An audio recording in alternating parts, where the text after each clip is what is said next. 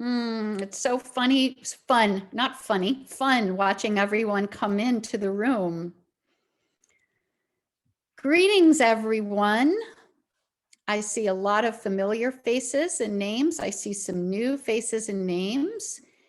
So while everyone is joining us, we have a big group today, I think. Would you mind writing in the chat where you are located in the world? And also, if this is your first visit to Mindful Poetry Moments Gathering, or you're a repeat visitor.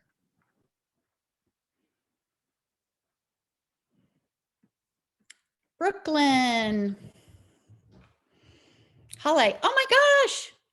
Hi, I see a friend from long ago with On Being. Let's see. Some new folks, some repeat folks. Oh my gosh, I feel like we are representing so much of the world. So while we are inviting folks to join, just so you know, we never know with our Eventbrite or Zoom signups, but this was the largest number of people who had RSVP'd yet. So I feel as though we are all in a place to exhale, continue to celebrate poetry and how it binds us. And I'm super excited today for both the poem and our two presenters.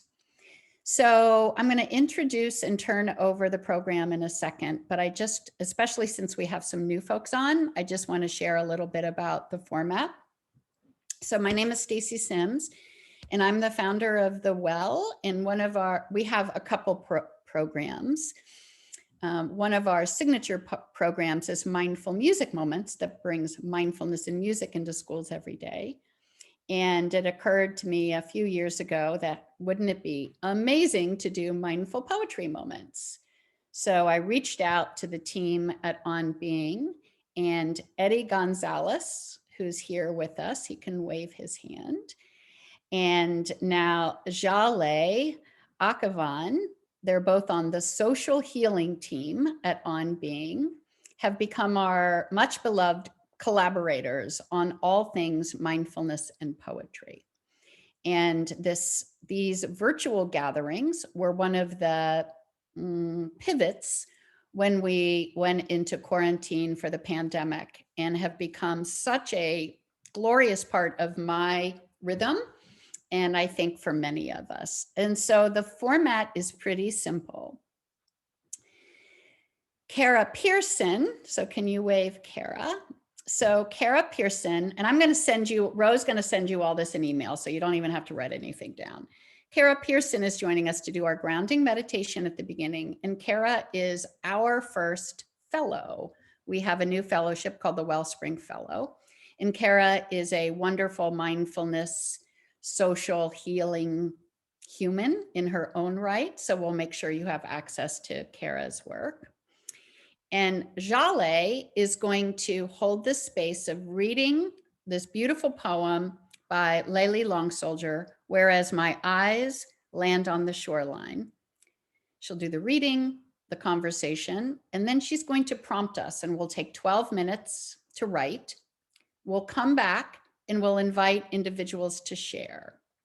If you don't have time to share in our hour, we get so much done in an hour.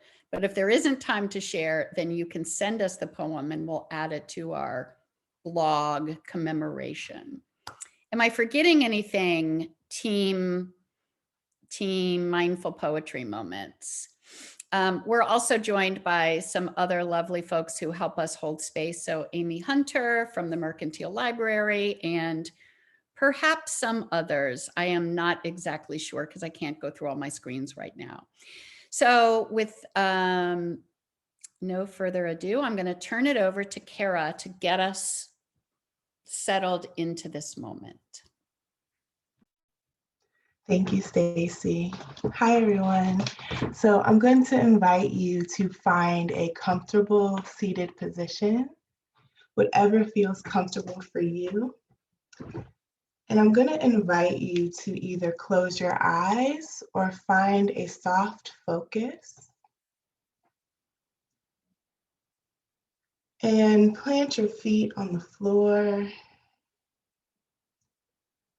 Again, just finding a space that feels comfortable and accessible for you. And just settle into the rhythm of your breathing. And for the next few minutes, if you notice that your mind starts to wander, that's cool, no problem. Just bring your focus back to your breath.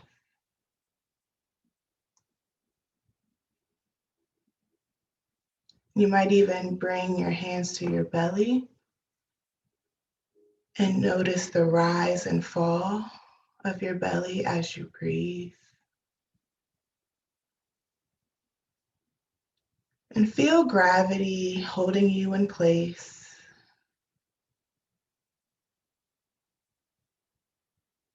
Your heart beating.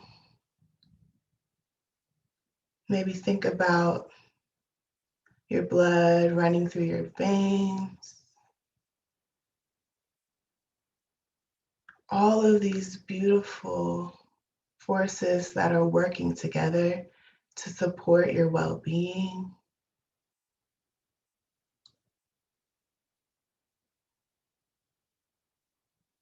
On your next exhale, I invite you to lengthen your spine.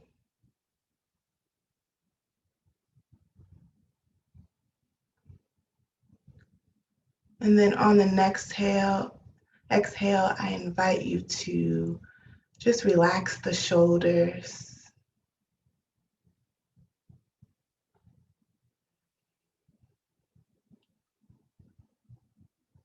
Maybe relax the jaw, the cheekbones.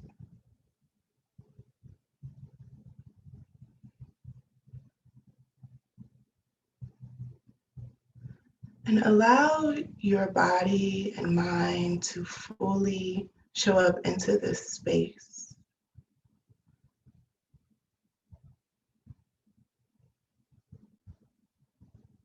And just think about your intention for showing up today.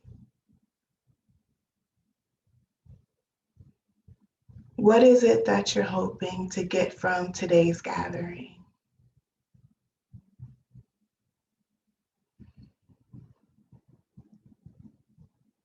Just breathe into that intention.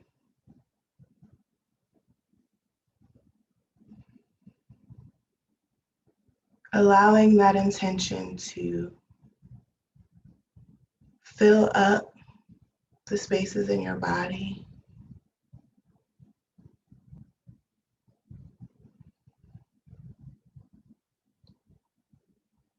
And as you think about this intention, I invite you to prepare yourself to be open to receiving whatever it is that you came for. And maybe even more than what you came for.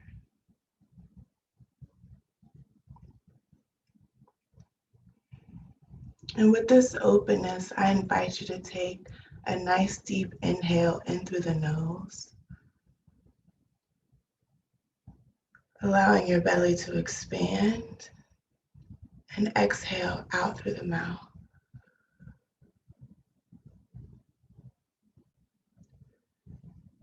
And then when you feel ready, you can start to make whatever movements you need to make to slowly bring yourself back into the room and back into the space.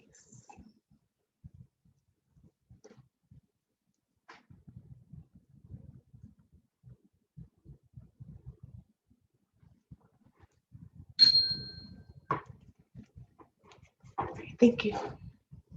Beautiful, Kara. Thank you so much. Jale. Thank you so much, Kara. That's a really nice way to arrive in the middle of the afternoon. Well, depending whether it's your afternoon. I know people are calling in from a lot of different places. It's so good to see everybody. Um, Thank you so much for holding this space, Stacy and Ro and Kara and Amy, and for inviting me um, to share a poem today. So yeah, as I was thinking about a poem to offer and open up together, I was just thinking about, I've been thinking a lot about all of the different stories that are really visible right now, especially in the news, and thinking about our bodies. Like the closest experience that we have of that is our own body throughout the day. And this poem really stood out to me in light of that. So I'll go ahead and read the poem, and then we can take a little time to open it up together. So this is Layli Long Soldier's poem, Whereas My Eyes Land on the Shoreline. Before I read the poem, I just wanted to note that this was written in response to a congressional resolution that President Obama signed in 2009.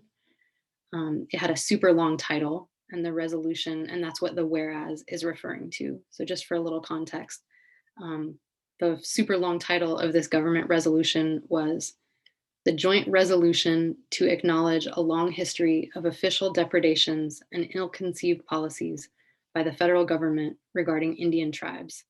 And it stated, whereas the arrival of Europeans in North America opened a new chapter in the history of Native peoples. And so Layli Long Soldier had taken these sentences in this statement and written responses to them, and gathers those responses in her collection that's titled Whereas. So this is one of those poems.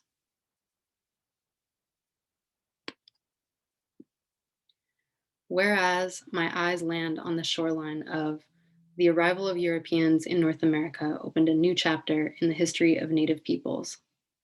Because in others, I hate the act of laughing when hurt, injured, or in cases of danger, that bitter hiding. My daughter picks up new habits from friends. She'd been running, tripped, slid on knees and palms onto asphalt. They carried her into the kitchen. She just fell, she's bleeding.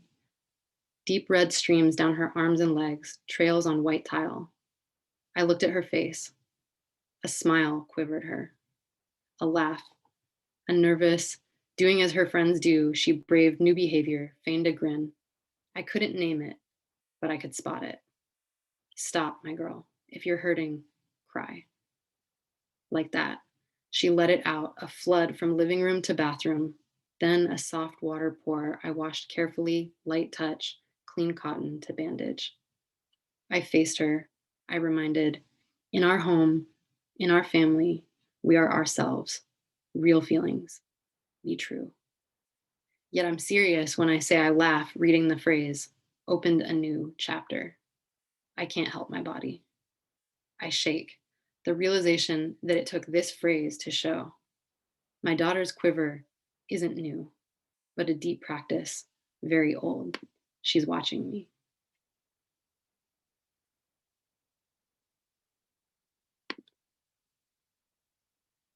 Thank you for holding up the poem. So, giving a moment for us to arrive to the poem.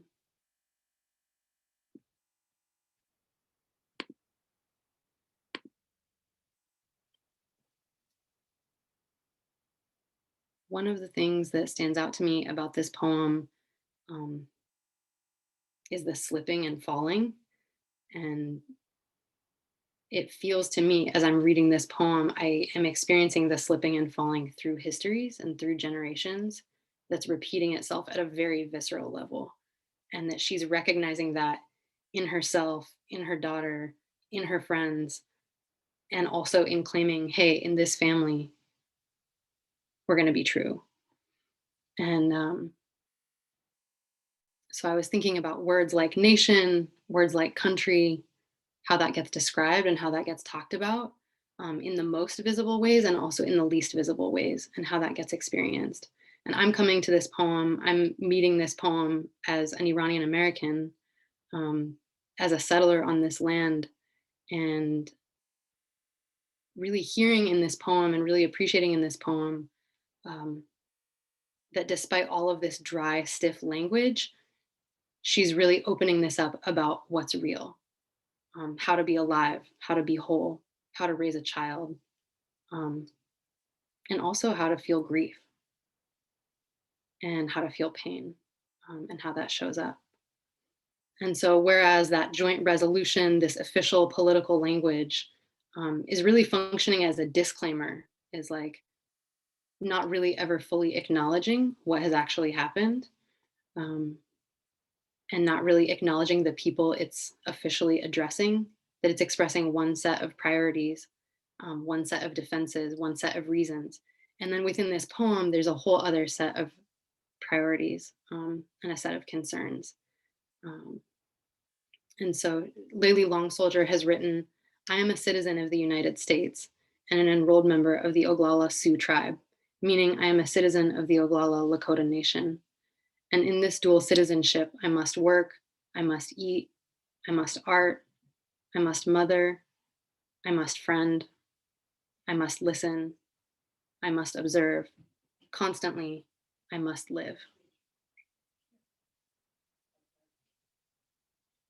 And so I'm carrying forth in the reading of this poem, really thinking about carrying these multiple identities and histories, and then expressing and living my own wholeness through that.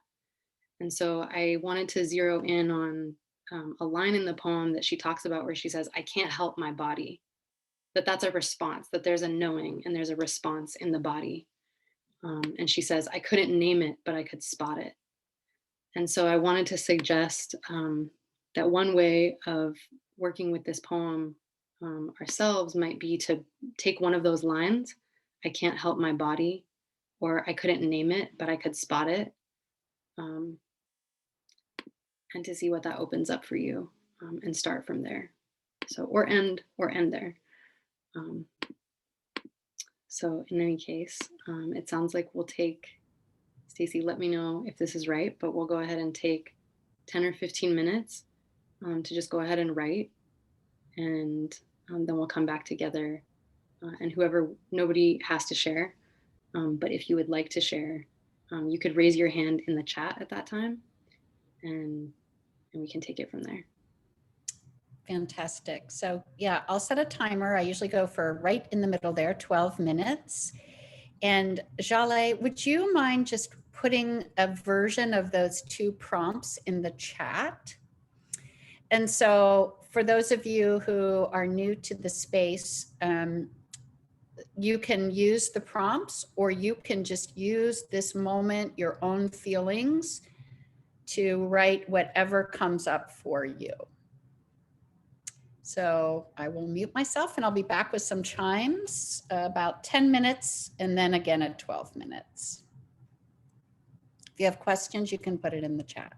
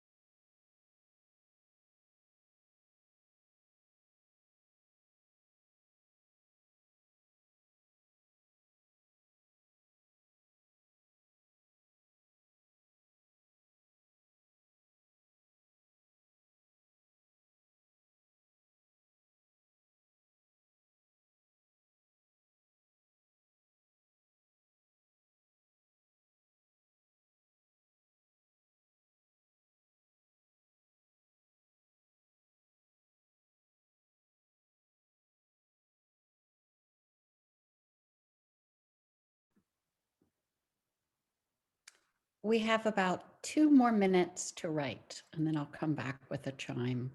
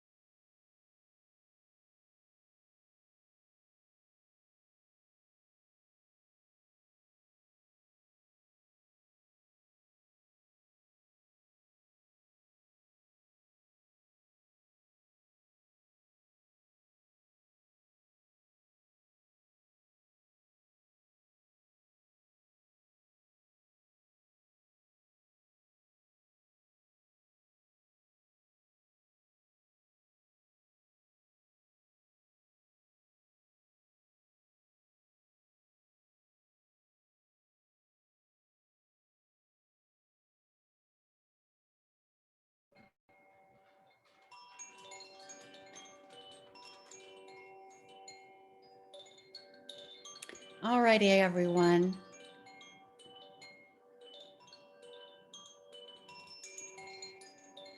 I'm going to turn it over to Jaleh to invite some of you all to participate. Thanks, Stacy. So I know some of you might be scratching out a few more words. Feel free.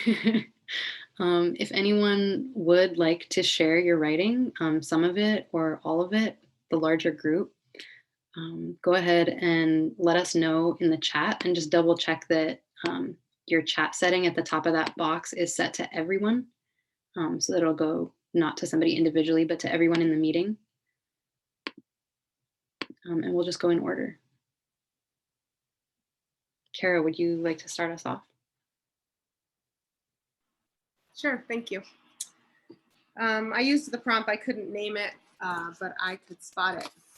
This is called Needs. I stay always busy, bustling, hurrying to feed the next animal or human or even wild bird. I stay ever rushing to answer the call, the text, the email, the bill, the cry, the need, the need, the need. I stay under the weight of the ocean's water of need for the other, need of the other, never looking or asking the need of this mother, this other person, this person defined by relation to other, this wife, this daughter, this sister, this mother. When did I become the other to myself?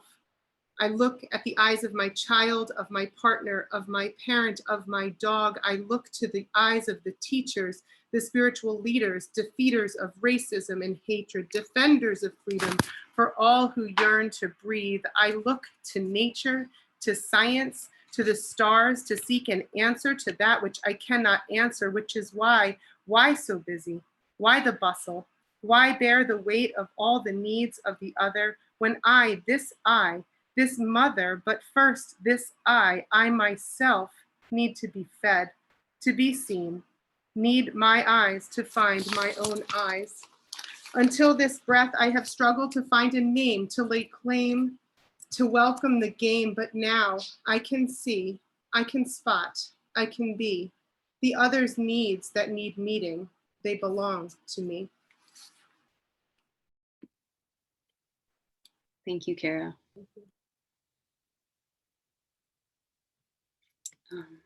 It looks like Rana. Yeah, Rana, would you like to go ahead and share? Oh, sorry. Hi, can you see me or is my camera turned around? I don't see you, but your camera's on. Hi, now we see you. Sorry about that. Hi. Okay, so this is not titled. Last night, I dreamt her presence. Lonely, intrusive, lost, and wondering. This after spending days trying to forget, to tend to the present. I can't help my body. She comes to me gape-mouthed and silent, always silent. I feel her scream enter my chest. I can't help my body. Some people pretend to be free because inside is collapsing beneath barbs tangled and bent bars confining. Caged bird souls unwilling, unable to flee or to sing. I saw it coming. I couldn't name it, but I could spot it. I wanted to shout out, run, run until feet bottoms burn, run until chest cavity cracks wide open, until wind dries out eyeballs, until your arms turn from churning to dangling and you are far away, limp and exhausted with freedom. Instead, I screamed silent. I felt it cut down my chest. It sits now in the belly. I can't help my body. Who will cut the cage to see her free? Who will stop her from visiting my dreams? Thank you. Thank you.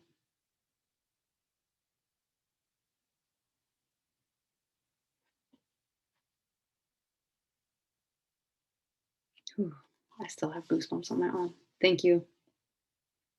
There's somebody in the chat. It begins with amor, but would you like to go next?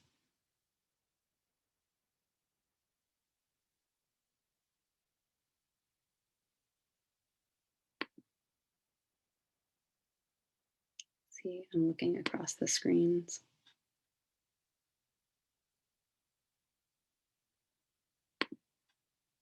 If not, feel free to flag me in the chat if you would still like to go. But if not, Ro, do you want to go ahead? Sure. This is the first time I've shared in one of these, and I've been at every single one. So thank you.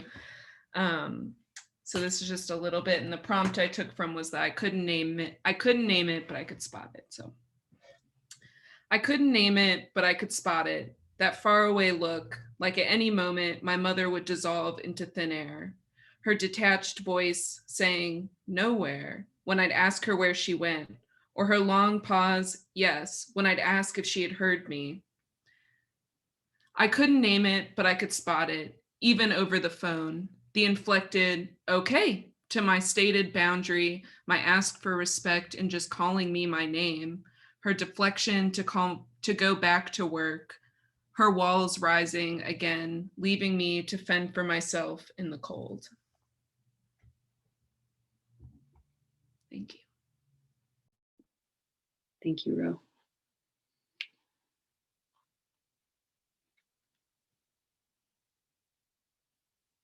Lauren, would you like to go next? I'll do it.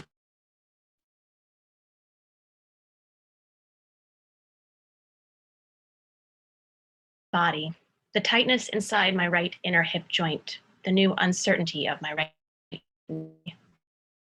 Help my body. I know just what to do, but a perfect first position, now impossible. I can't help my body quietly aging along with my mind, though I'm pretty sure somehow I'm only 27 still. I can't help my body. The long walk teaches me how to remember myself, the children. I can't help my body. when she screams like a growl, like the puma she changed my profile picture to. I can't help my body holding nothing but empty space and lessons. The one other person I hugged tested positive, but I can't help my body. I lay on the carpet. I need to get cleaned, turning slowly from side to side, find a tightness and wonder what feeling has set up shop inside. I can't help my body, the ticket, the ride, the roller coaster, the jail cell, the silk scarf, the wave, the wax melting, the sinker at the end of the line, the line.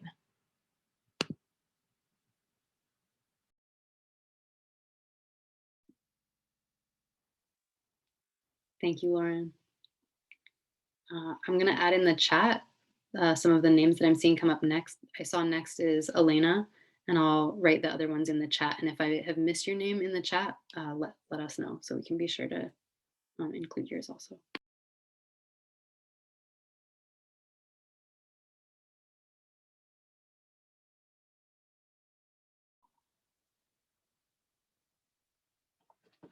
Should I go? Okay. Hi, everyone. My name's Elena, and I wrote a meditation on the line that spoke to me the most was, if you are hurting, cry. Never let them see you cry. It is a sign of weakness. Keep a stiff upper lip. I was raised this way, and my life up till now was a slow crumbling, like sandcastles and the tide. Feel what you feel isn't always easy. My feelings wear so many disguises. It is helpful to have a guide, corporeal or spirit. The heart knows how, and my heart is saying now, the tears are real. My body opens the floodgates, and a current of forgiveness washes over me.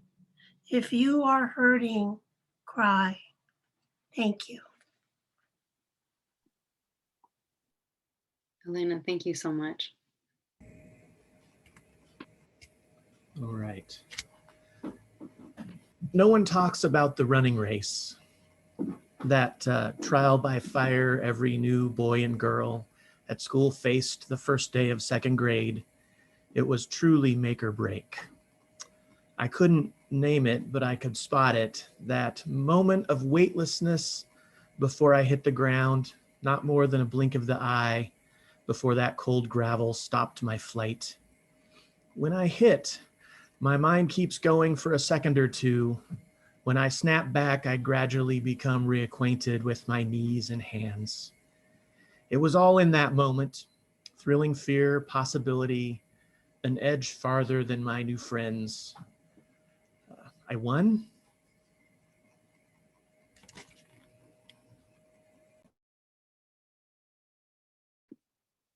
Thank you, Wade.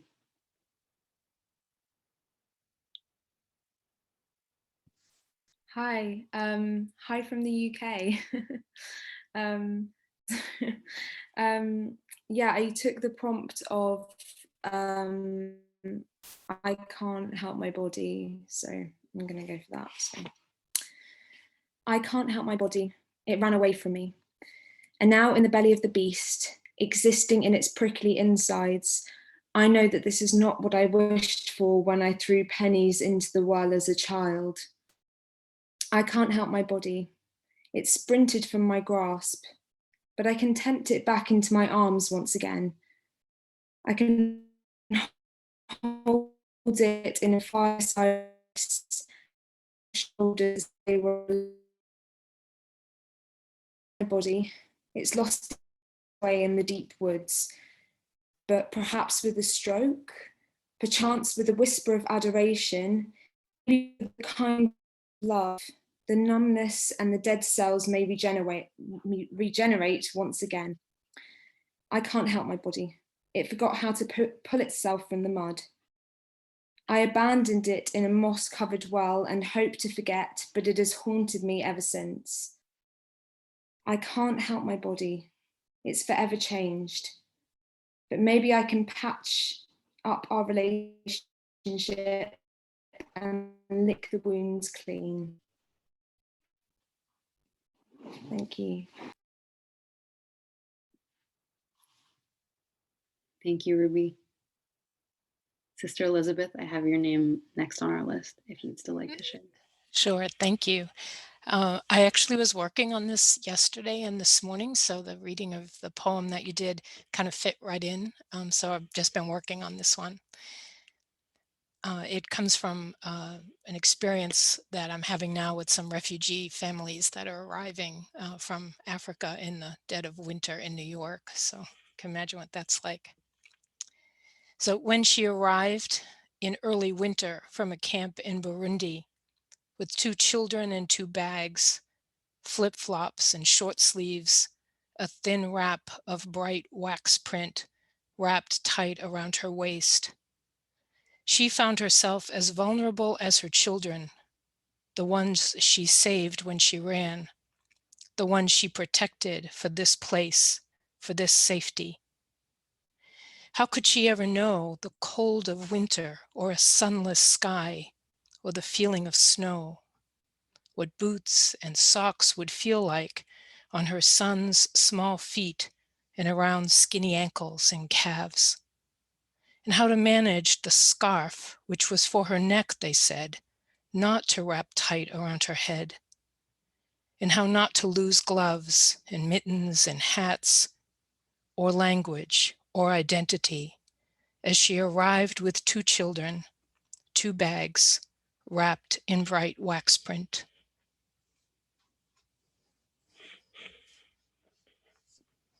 Thank you for sharing. Thank you. Fatima, would you like to go next? I couldn't name it, but I could spot it. The quiver of your lips downwards, the presence of something else in your body. When I left, you were a steady vessel. Water has climbed on board, and I wonder if you've read the little confession I emailed. You say you have, and at once I'm angry at my hands, how I've been stroking them all year, teaching them to curve around someone else's palms, to slide into. My mom says I never hugged her as a baby, never lingered. I beat my body into some kind of tenderness that will allow me to hide in plain sight. I envy the faces that break easy or rest their smiles off and throw into the air. I envy the body that allows the feeling to slide in before its hands turn to stuff it with words. I'm at my most lovable when I'm choke full of facts and others' writings that I've memorized. As interesting as the last thought that I've had condensed into a line, sent off into the world, love me back, love me back. Thank you so much for sharing that. I have Lily next. Would anyone else like to just let us know in the chat if you'd also like to share and you haven't yet?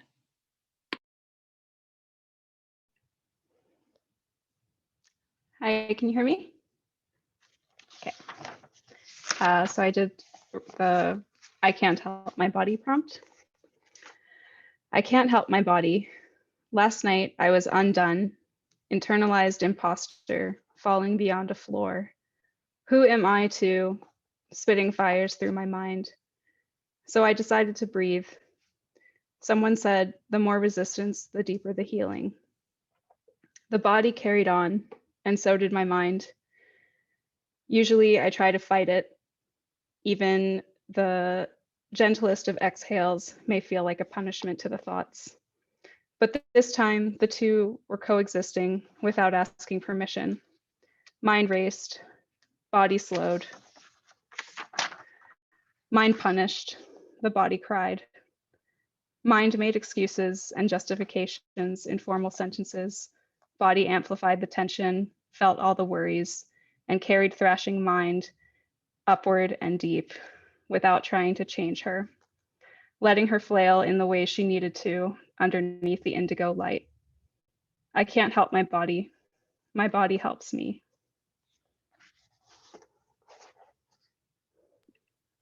Thanks, everyone. Thank you.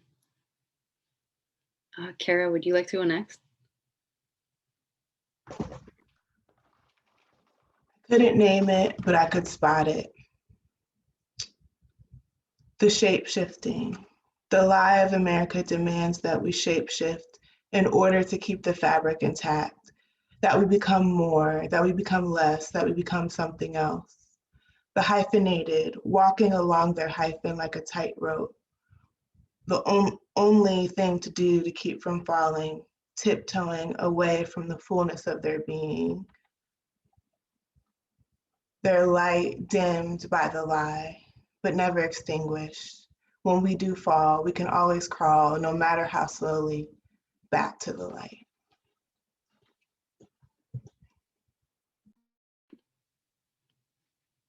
I love that. Thank you.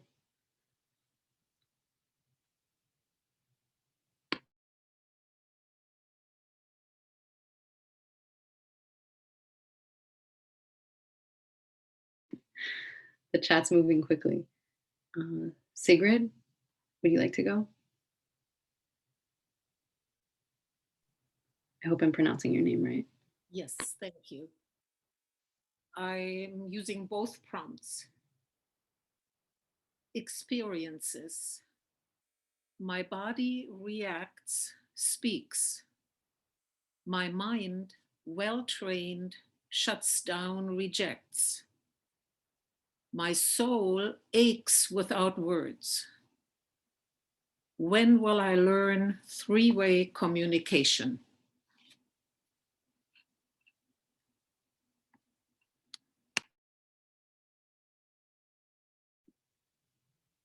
Thank you, Sigrid.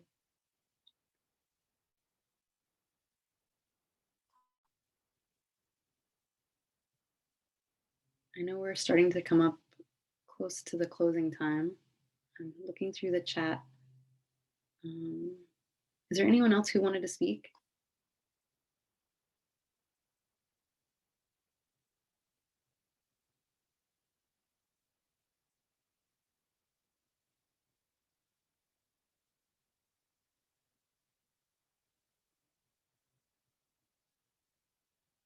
All right, I don't see anyone else in the chat. Feel free to drop your name if you would. Now I do.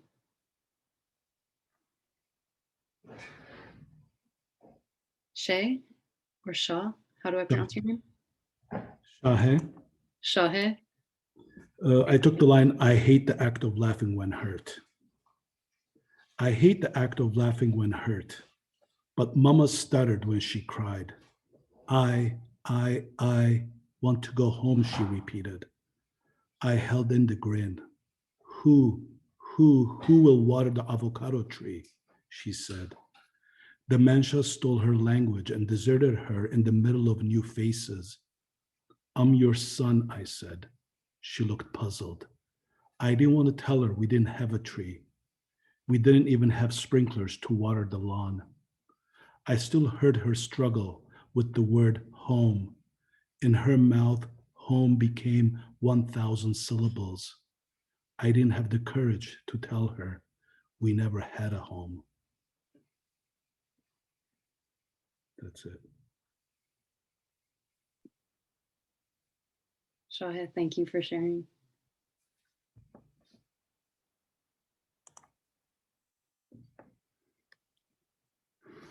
Deb, would you like to go ahead? Am I on?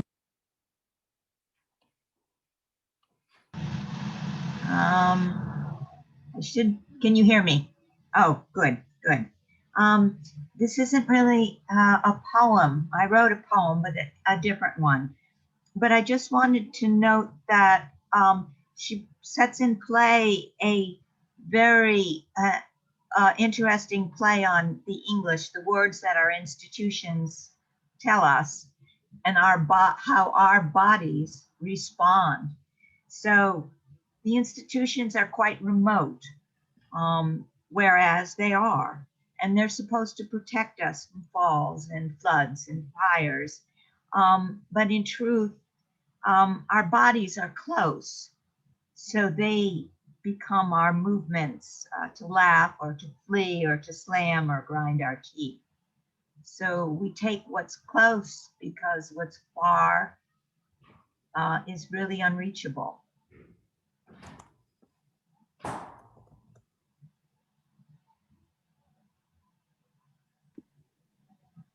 Thank you, Deb. Yeah, what you shared just reminded me of kind of thinking about taking, I think one of the things I really appreciated about Layli Long Soldiers, this particular poem of Layli Long Soldiers, was using this distant kind of dry language as compost to talk about what is real. Yes, yes. And I really appreciate, oh, go ahead. That was so effective. Yeah, I really appreciate too the different pieces that people resonated with and have picked up on and used as a prompt. And I think, I'm feeling inspired by what people are sharing going forward to think about also other ways of using prompts or drawing on, the language that we find around us, and how we can compost that. So would anybody else like to share before we wrap up? Grace, I just saw you raise a hand. Is that right? Okay, thanks. Okay, I used, I could spot it as the prompt. I could spot the evasions, the lies, the actions designed to create nonstop trauma and hypervigilance. Breathing now feels better, unfolding from the protective layers needed to just be. The lights at the COVID memorial, just a tiny reflection of those lost, the grief and relief of it, releasing a floodgate of feelings, a sense of communal loss acknowledged, a kindness because the care was real, a resonance across the land. We share this betrayal. We share what comes next.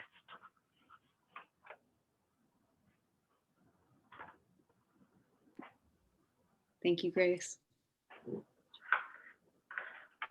So, wow. You guys, that was some real beauty there. Thank you for deepening an already beautiful poem and just imbuing it with, in this moment, with even more meaning. So we're going to conclude with a final reading of the poem, but I just want to do a little bit of housekeeping.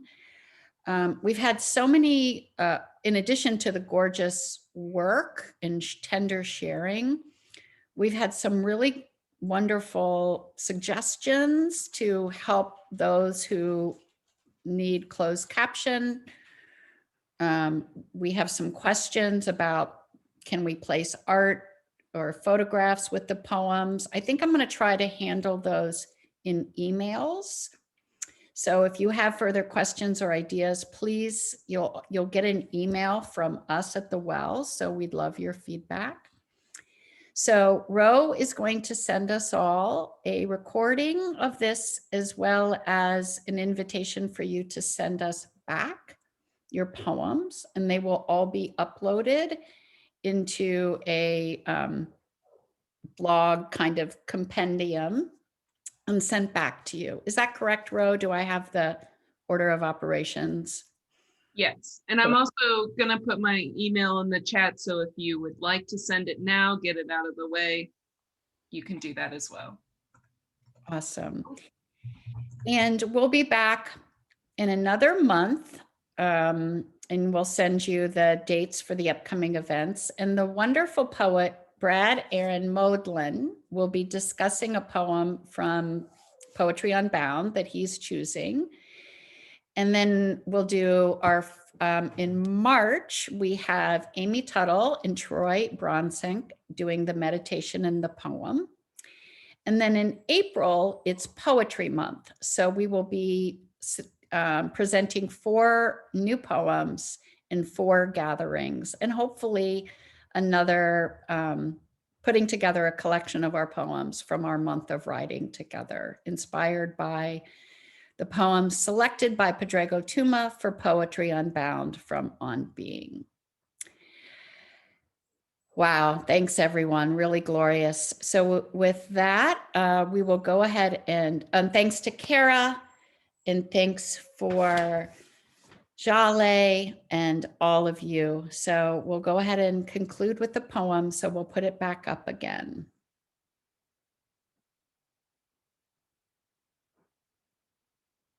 Is there anyone else? I'm happy to read again, unless there's somebody else who feels moved to read. Feel free.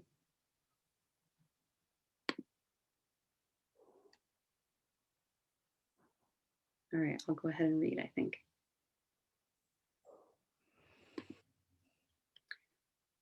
Whereas My Eyes Land on the Shoreline by Layli Long Soldier. There's a dog in the background. I don't know if it's coming through. Real life. Whereas my eyes land on the shoreline of the arrival of Europeans in North America opened a new chapter in the history of Native peoples. Okay, let me know if it's distracting in the chat, and I'm happy to pass it off to someone else. It sounds loud to me.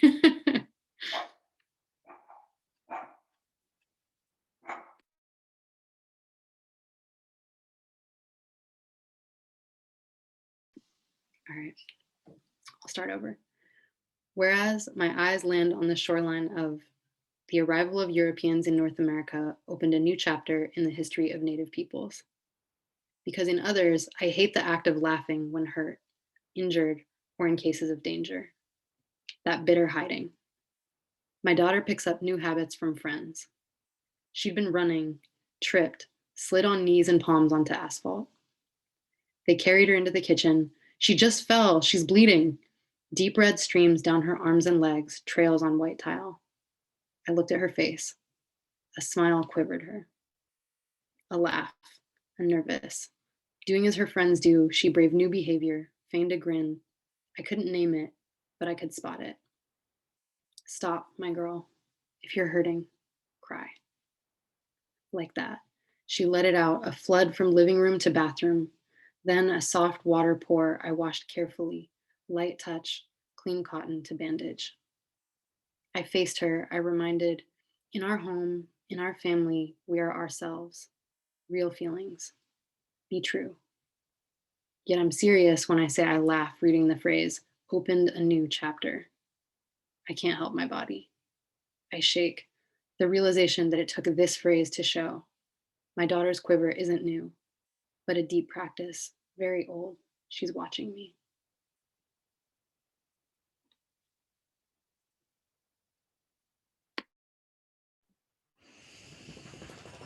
And with that, we'll say goodbye until next month. Thank you so much, everybody. Bye, Good to gorgeous hear you. humans.